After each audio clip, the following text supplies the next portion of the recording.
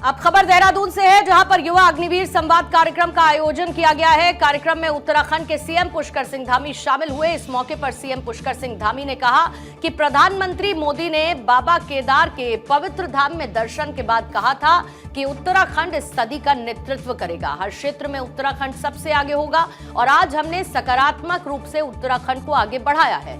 लोग सोचते थे कि छोटे राज्यों में बड़े काम नहीं होंगे, लेकिन आज यूनिफॉर्म सिविल कोड पूरे देश में सबसे पहले उत्तराखंड में लागू हुआ और आज उत्तराखंड में 34,000 से ज्यादा भर्तियां हुई। इसमें ना तो कोई पर्ची चली और ना ही कोई खर्ची चली। हमारे प्रधानमंत्री मोदी जी ने बाबा केदार के पवित्र धाम में उनके मुंह से बाबा के दर्शन करने के बाद उनके मुंह से शब्द निकले थे कि 21वीं सदी का तीसरा दशक उत्तराखंड का दशक होगा। और उनके वो शब्द हमेशा हमको प्रेरणा देते हैं, हमेशा प्रोत्साहन देते हैं और उनके वो शब्द हमको ये हमेशा स्मरण कराते हैं कि उत्तराखंड के लोगों पर उनका कितना अटूट भरोसा है कि उत्तराखंड इस 21वीं सदी का नेतृत्व करेगा, 21वीं सदी की प्रगति का वाहक बनेगा, यहाँ की गति का वाहक बनेगा, विकास का वाहक बनेगा। हर क्षेत्र में उत्तराखंड सबसे आगे होगा। तो इसलिए आज आप देख रहे होंगे उत्तराखंड में हमने जो सकारात्मक रूप से अनेक कामों को आगे बढ़ाया।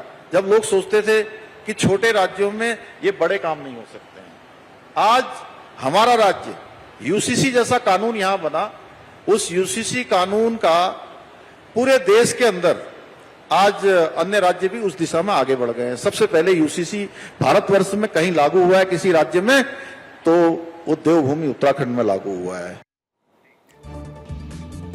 सीएम धामी ने कहा हमारे युवा अब पलायन की जगह वापस लौट रहे हैं। हालांकि इतना काफी नहीं है, ये अनवरत रूप से चलता रहेगा। जब तक हमारा विकास समाज के अंतिम व्यक्ति तक नहीं पहुंच जाएगा, तब तक हमारा काम यूं ही जारी रहेगा।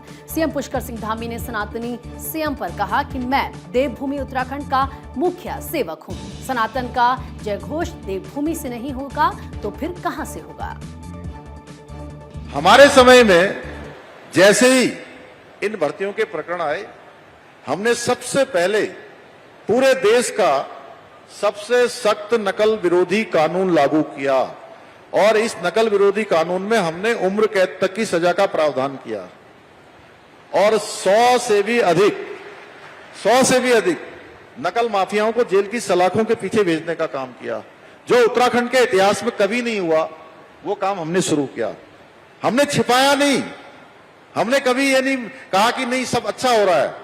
हमने उसको स्वीकार किया और स्वीकार करके उसको सुधारने की दिशा में हम आगे बढ़े और उसी का परिणाम है कि आज उत्तराखंड के अंदर रिकॉर्ड भर्तियां 34,000 का ये आंकड़ा भर्तियों का पार हो गया है और एक भी भर्ती में ना पर्ची चली है, ना कोई खर्ची चली है, बिना पर्ची बिना खर्ची के, यानी कि कोई भ्रष्टाचार नहीं, कोई नकल नहीं, कोई अनियमितता नहीं।